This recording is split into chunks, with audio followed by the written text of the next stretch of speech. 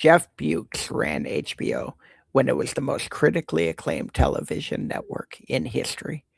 The Sopranos, The Wire, Sex and the City, Deadwood, 6 Feet Under. He had every opportunity to grow subscriber base by widening content. He consistently refused. He kept HBO small, premium, and deliberately expensive.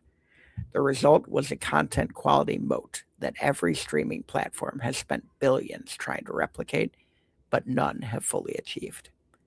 Hello, my name is Todd Hagopian, the original Stagnation Assassin, the author of The Unfair Advantage and The Stagnation Assassin on Amazon.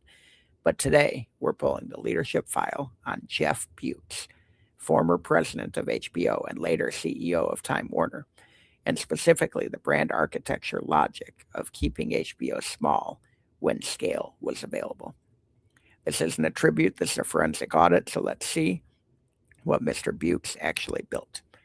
The leadership stagnation score in the premium cable of the late 1990s was 3 out of 10 on the corporate cancer scale. HBO was actually healthy. The challenge was strategic, maintaining discipline in an environment where growth capital was abundant. Expansion opportunities were obvious, and shareholder pressure for revenue growth was constant. The cancer risk was success induced opportunism, the temptation to dilute the premium positioning by chasing the mass market subscriber numbers. So let's look at the forensic audit. What did Bewkes get right?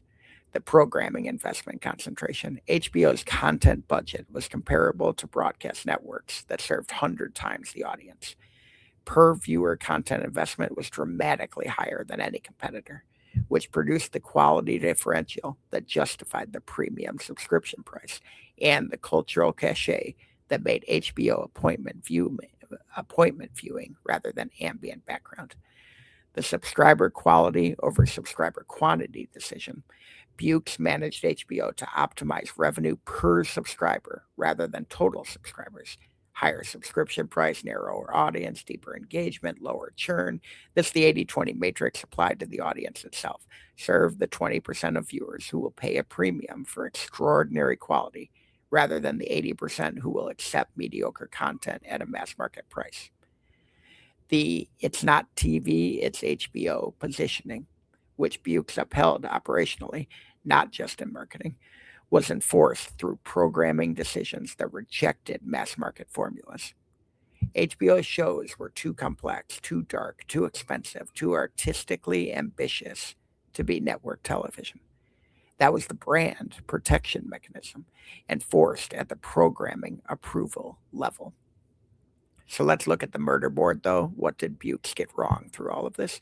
Bewkes' famous dismissal of Netflix, quote unquote, a little startup that was never going to be that threatening, is one of the most quoted competitive intelligence failures in media history. HBO's premium brand architecture was genuinely strong.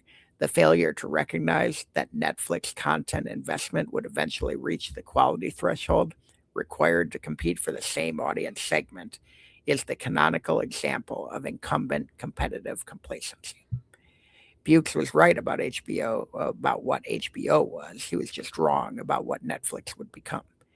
Those are two separate analytical failures with very different implications. The stagnation verdict here. 4 kills out of 5. Jeff Bewkes built one of the most powerful content brand architectures in television history through sustained programming investment concentration and disciplined subscriber quality over quantity management. The Netflix complacency cost him the 5th kill and a lot of money. Study Bewkes for premium brand architecture and content quality moat construction. Then make sure your competitive analysis extends to players who don't look like your competitors today. That's your forensic audit on Jeff Bewkes and HBO. Make sure to grab The Unfair Advantage and The Stagnation Assassin on Amazon. I'm Todd Hagopian. Narrowing your audience is not a failure of ambition. Sometimes it's the most sophisticated expression of it. Know who you are for and refuse to be anything else.